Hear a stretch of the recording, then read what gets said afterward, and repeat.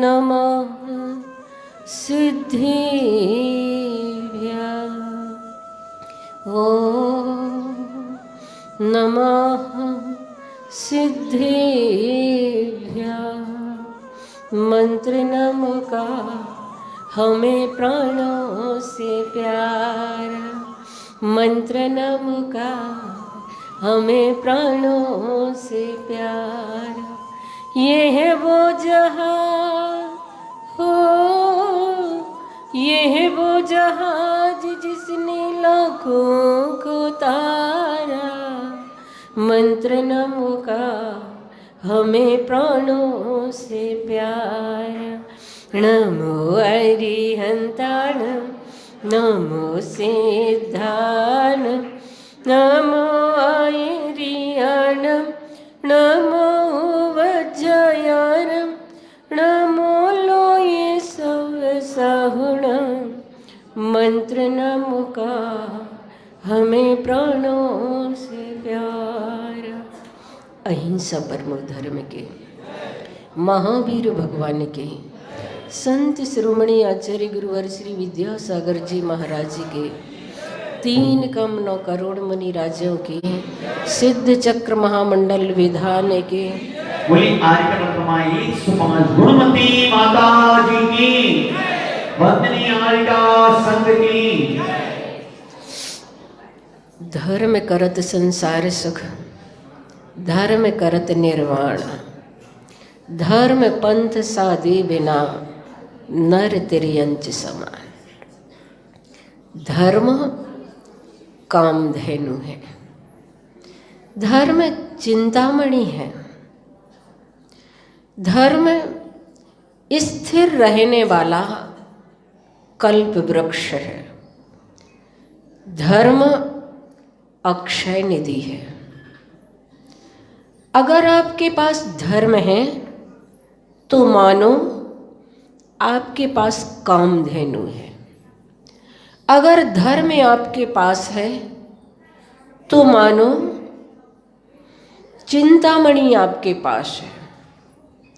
अगर धर्म आपके पास है तो मानो कल्प वृक्ष और अक्षय निधि तुम्हारे पास है। धर्म की महिमा है। धर्म अगर तुम्हारे पास है तो सब कुछ तुम्हारे पास है।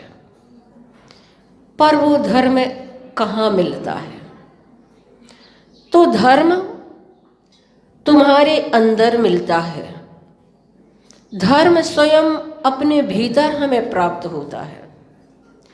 धर्म को कहीं बाहर खोजने नहीं जाना पड़ता है।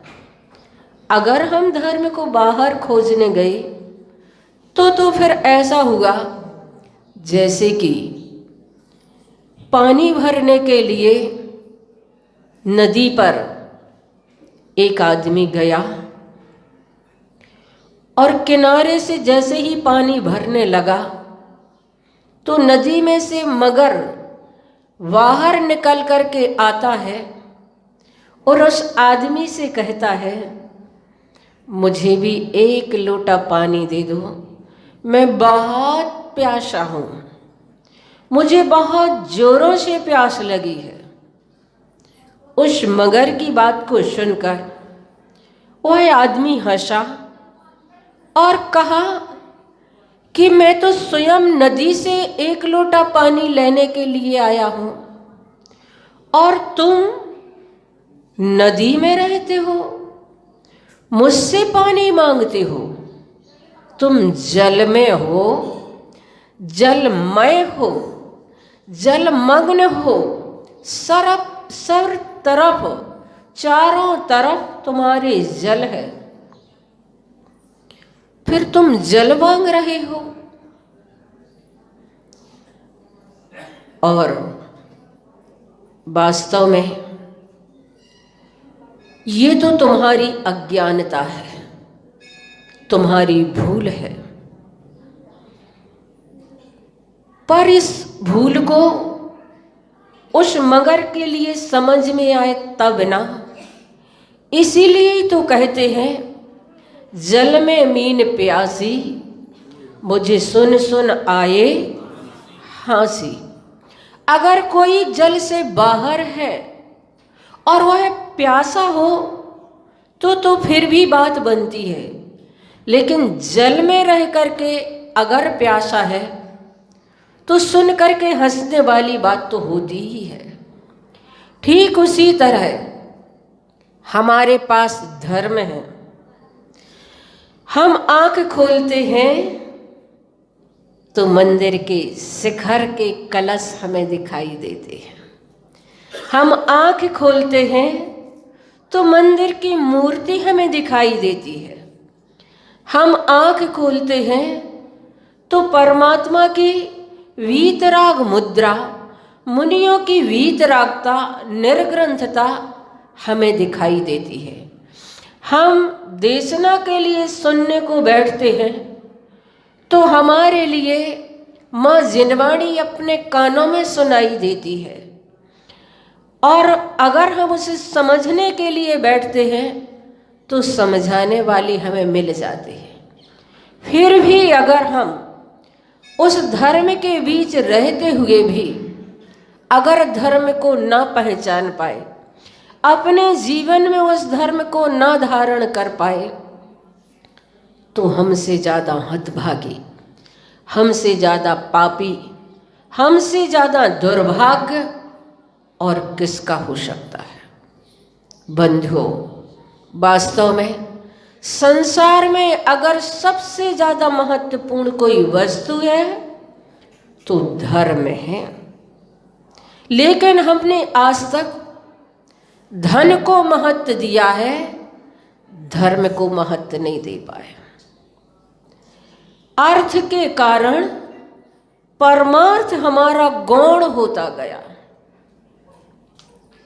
अर्थ जरूरी है, अर्थ संग्रह गृहस्थों के लिए आवश्यक है, लेकिन अर्थमय जीवन बना करके जीवन को उसी मय बना लेना उचित नहीं माना जाता। जैसे कि सिर पर टोपी होती है, टोपी धर्म की प्रतीक मानी गई है, और पैर में जूता होता है, धन उसका प्रतीक माना गया है। सिर की टोपी टोपी होती है, पांव का जूता जूता होता है। जूता भले ही सोने का हो, चांदी का हो, भले ही उसमें रत्न लगे हो, भले ही उस जूते में सोने चांदी से बना हुआ जूता उसमें रत्न जड़े हुए हों, लेकिन जूता जूता ही होता है, पैर में पहनने के योग्य होता है। और टोपी भली ही फटी हो, पुरानी हो, सस्ते कपड़े की हो, लेकिन टोपी टोपी होती है, सिर पर रखने लायक होती है। टोपी गौरव का प्रतीक होती है, सम्मान का प्रतीक होती है। टोपी को हम नीचे नहीं रखते, खूंटी पर टांगते हैं। जूता भले ही सोने का हो, चांदी का हो, रत्नों से जड़ा हुआ हो, लेकिन जूता बाहर होता है और पैरों में पहनने के लिए होता है। उसी प्रकार हम अपने जीवन में देखें कि हम धर्म को कितना महत्व दे रहे हैं और धन को कितना महत्व दे रहे हैं। कल आप सभी लोगों ने बहुत अच्छा परिचय दिया, 5 मिनट में 3 वेदी। हम तो सोच ही नहीं पा रहे थे कि हो क्या रहा है। यहाँ तो लूटा मारी सी मच रही थी, वो कह रहे थे हमारी, वो कह रहे थे हमारी, और सोना जिनकी जैसी हैसियत थी, सभी लोगों ने अपनी अपनी हैसियत से उस स्वर्ण कलश के लिए भी लोगों ने अपना मन बनाया। और वास्तव में अगर आपका तीव्र पुण्य कर्म का उदय है तो तुम्हें धन अर्जन करने की जरूरत नहीं होगी, वह तुम्हारे पास छप्पर फाड़ कर का आएगा और टिका रहेगा। और अगर तुमने धर्म को अपने जीवन में स्थान नहीं दिया तो छप्पर फाड़ कर चला जाएगा, फर्श उखाड़ करके चला जाएगा, और जो तुम्हारे पास है वो भी चला जाएगा। और ध्यान रखना बंधुओं, पाप कर्म के उदय से आया हुआ धन अधिक दिन तक टिकने वाला भी नहीं होता है। मैंने पढ़ा, रावण को सोने की लंका क्यों मिली? रावण तो अर्धचक्री था और चक्रवर्ती भरत 6 खंड के अधिपति थे। चक्रवर्ती भरत की अयोध्या सोने की नहीं थी, पर रावण की लंका सोने की थी। मुनि श्री सुधासागर महाराज जी ने इसका हेतु देते हुए कहा कि रावण ने अपनी पिछली जिंदगी में भगवान की वेदी सोने की बनाई थी, भगवान का सिंहासन सोने का बनवाया था, छत्र भामंडल सोने के बनवाए थे। उसका पुण्य ऐसा फलित हुआ कि उसे पूरी की पूरी लंका ही सोने की प्राप्त हो गई। तो बंधुओं, वास्तव में दिया हुआ दान स्वर्ण जैसा मूल्यवान हो जाता है और रखा हुआ धन मूल्यहीन माटी जैसा हुआ करता है। इसलिए आपने अपने धन का कैसा सदुपयोग किया कि जिस द्रव्य के माध्यम से, आपकी मेहनत की कमाई के माध्यम से, उस द्रव्य के माध्यम से आपने श्री जी को ऐसा गौरवमयी गरिमामयी स्थान देने का मन बनाया कि वास्तव में 3 लोक के नाथ की गरिमा जो होनी चाहिए, उसके हिसाब से आपने उनकी वेदिका बनाने का अपना मन बनाया। मुनि श्री सुधासागर महाराज जी कहते हैं, जितने जितने भगवान की गरिमा आप बनाएंगे, जितने जितने वैभव से युक्त आप उन्हें करेंगे, उतने उतने मंदिर के अतिशय और चमत्कार बढ़ते चले जाते हैं। उनकी गरिमा योग्य स्थान हमने दिया तो वास्तव में ये मान करके चलना कि हमने अपनी जिंदगी को ही बहुत ऊंचा उठा लिया। तो बंधुओं, जैसे आप लोगों ने कल वेदी बनाने का मन बनाया, ऐसे ही जो शिखर के कलश होते हैं, कलश क्यों चढ़ाए जाते हैं? मंदिर में कलश की क्या जरूरत होती है? कभी सोचा आपने, कभी विचार किया कि मंदिर में कलश की क्या जरूरत होती है? तो मंदिर में कलश जो होते हैं वो बहुत बड़े वैज्ञानिक रीजन को लेकर के होते हैं। जैसे आजकल आपके घरों में टीवी एंटीना होते हैं। क्यों लगाए जाते टीवी एंटीना? क्योंकि वो टीवी टावर से प्रसारित होने वाली वेव्स को ग्रहण करते हैं। उसी प्रकार इन कलशों की नोक हमारे ऋषियों मुनियों की जो बिखरी हुई तरंगें, उन्हें ग्रहण करती है और स्टोर करती है अपने आप में। हमें दिखाई तो नहीं देती, लेकिन ये विज्ञान है कि उन कलशों की नोक उन ऋषियों मुनियों की तरंगों को ग्रहण करती है, स्टोर करती है अपने आप में। इसलिए हम मंदिर जाते हैं तो हमारे परिणाम बहुत जल्दी विशुद्ध और शुद्ध हो जाते हैं। घर में हमारे परिणाम जितने जल्दी अच्छे नहीं होते, उतनी जल्दी परिणाम हमारे मंदिर में आकर शुद्ध हो जाते हैं। क्यों? क्योंकि मूर्ति से बहने वाली जो ऊर्जा है, उसका जो वर्तुल है, वह हमारे खोटे विचारों को नष्ट कर देता है और शुभ भावों का उदय हो जाता है। इसलिए ही मंदिर बनाए जाते हैं और इसलिए ही मंदिर में मूर्ति विराजमान की जाती है और इसीलिए ही मंदिर में कलश होते हैं। जैसे सामान्य घर होता है तो सामान्य घर तो सामान्य घर होता है, लेकिन जिस घर के ऊपर 3 कलश होते हैं वो भगवान का घर होता है, परमात्मा का मंदिर होता है। जैसे कि सामान्य आदमी तो सामान्य आदमी होता है, लेकिन जिस आदमी के माथे पर मुकुट लगा होता है वो राजा कहलाता है। उसी प्रकार जिस घर के ऊपर 3 कलश होते हैं वो परमात्मा का मंदिर होता है, जिनालय होता है। और ये कलश दूर से ही देख करके हमें लगता है कि वास्तव में ये कोई जिनेंद्र परमात्मा की यहाँ पर प्रतिमा विराजित है, ऐसा ये जिनालय है। तो बंधुओं, आप सभी जो अपना मन बना करके आए हैं कि इतना सा भी सोना क्यों ना लगे हमारा, पर भगवान के सिर पर अगर वो सुशोभित होगा तो वह सोना आपका भगवान के सिर पर जो दिखाई देगा, आप जब भी देखेंगे तो आपको लगेगा कि वास्तव में मेरा ये दिया हुआ दान धन्य हो गया। जब भी आप वेदी के सामने भगवान के दर्शन करेंगे तो आपकी आत्मा गदगद होगी कि मैंने अपनी जिंदगी में करने योग्य कार्य को कर लिया।